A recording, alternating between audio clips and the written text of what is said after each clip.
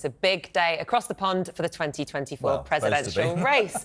Super Tuesday, where voters in 15 states choose their candidate for president. Now, it follows that Supreme Court ruling overnight that struck down an effort by Colorado to bar the Donald from its Republican primary. He's allowed to stand, speaking afterwards. He seemed a bit calmer. Former US president was slightly pleased with the decision. Have a watch and a listen.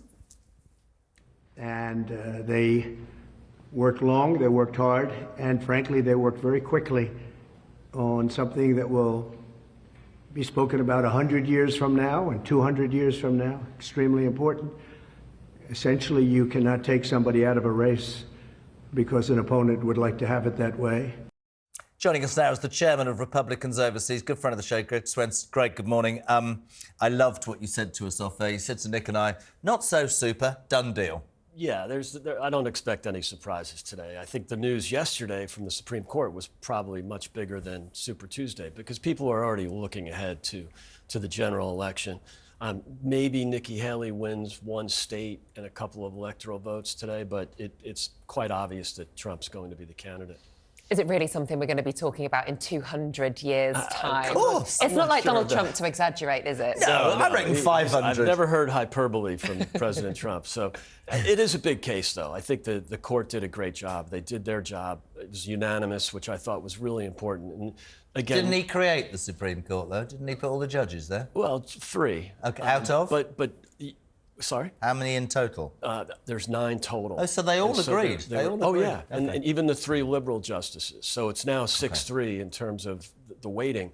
But I thought it was important that it was unanimous. And they telegraphed that pretty well in the oral arguments a few weeks ago. So there was no real surprise. But I think what we all wanted, and I think those who favor the Constitution over political lawfare wanted a unanimous decision, even from the left. You talk about political lawfare, but on a moral standpoint, there are some pretty horrific things that Donald Trump has been both accused of and found liable for in civil court. You know, it's not just about playing politics here, is it? Yeah, well, there is the weaponization of the justice system. He's done some things that I would argue are disgraceful, but many of them are not illegal. You know, for example, paying off someone in a non-disclosure for a non-disclosure agreement, that's not illegal. And they made it a felony when it's only a misdemeanor to misrepresent that in your accounting or in your book. So it's a real stretch. So you don't have to like President Trump.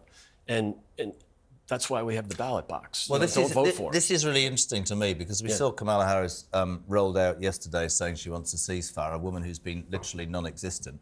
We have daily reminders of Biden's unsuitability for office, confusing Gaza with Ukraine twice. We know about Donald Trump's sort of the criminal prosecutions, and but if you are an American person, there's Magda, you know, make America great again. There's Biden, we mustn't let that man in. I mean, we watch it from this side of the pond, and it almost seems inevitable. Why do the Democrats? Here's my question to you.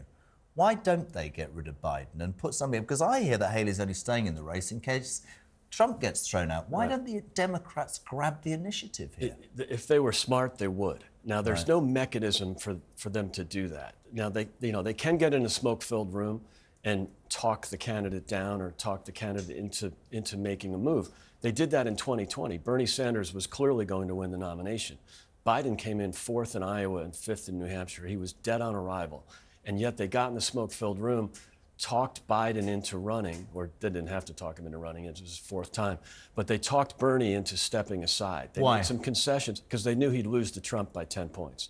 Bernie Sanders was the Jeremy Corbyn of the United States electoral system. So they realized they were in for a disaster.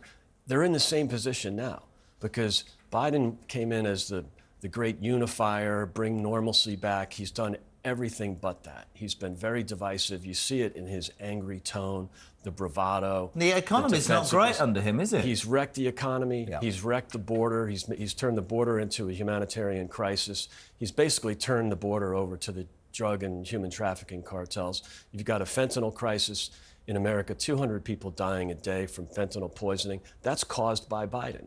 And so the voters, the electorate is saying, we voted for the wrong guy in 2020. There's a lot of regret. Only 83% of people who voted for Biden, according to New York Times Siena over the weekend, only 83% of people that voted for Biden in 20 are going to vote for him again. Wow. With Trump, it's 97%. So this is all eyes are on the general at this point. And just really quickly, so the only thing that's keeping Joe Biden as the front runner for the Democrats is Joe Biden himself? Absolutely. Do you believe that there'll be a smoke-filled room and somebody will talk him to step aside? Do you think Kamala Harris has become more public in the last couple of days for that reason? Yeah, I mean, she's polling even below Biden, so I don't think she'd be the likely choice because she will definitely lose to Trump. The only two people that are guaranteed to lose to Trump, in my view, are President Biden and Vice President Kamala. So I think they have to pick somebody else. Do they will? Smart. If they, I don't know, they don't have the mechanism. It will create a lot of chaos at the Democrat convention in August, but they're crazy not to, because a generic Democrat, according to the same polls that have Trump up 5, a generic Democrat beats Trump by 5. Wow, so that's absolutely fascinating. Don't go anywhere. We're going to use you all year, Greg. You're a legend. Thank you so much indeed. Thank you so much. It is going to be a fascinating year, isn't it? It really is, both here and in America. Here and America. Got to keep it going. Well, that's Greg Swenson from the Republicans overseas. Thank you for joining us.